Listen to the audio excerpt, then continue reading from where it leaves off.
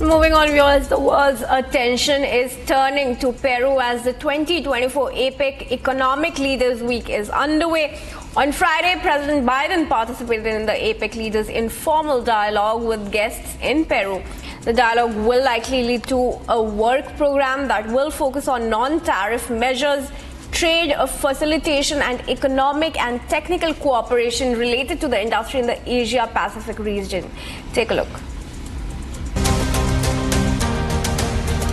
Leaders of Pacific Rim countries, including the US and China, gathered on Friday in Peru for an Asia-Pacific Economic Cooperation meeting.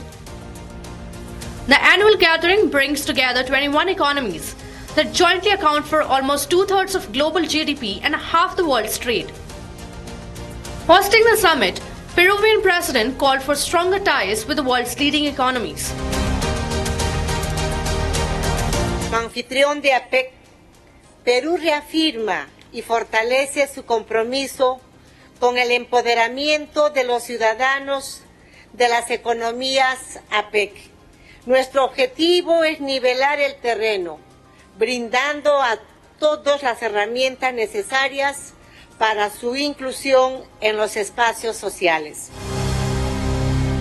Leaders and other representatives will now hold discussions with Peruvian president that will now focus on the need to promote inclusive growth and reduce informal labor. For the first time since last year's APEC forum, Biden will meet one-on-one with Chinese President Xi on Saturday. The US president will also hold talks amid heightened concerns about North Korea's growing military partnerships with Russia and its increased ballistic missile test. In this summit, he will press allies to keep up for support for Ukraine and persist in negotiating an end to war in the Middle East. And viewers, a French military task force with a name that sounds like a celebration, Champagne, is wrapping up a high-stakes mission. And this isn't a party. The task force has been training a new brigade of thousands of Ukrainian soldiers armed with heavy weaponry from France to face Russia's relentless push in the east.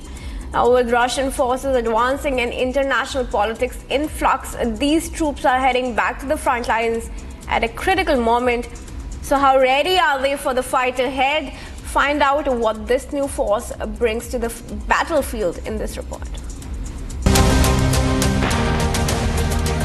A French military task force, codenamed Champagne, has been working on a mission that's no celebration. Their job entails training thousands of Ukrainian soldiers for the next phase of the war.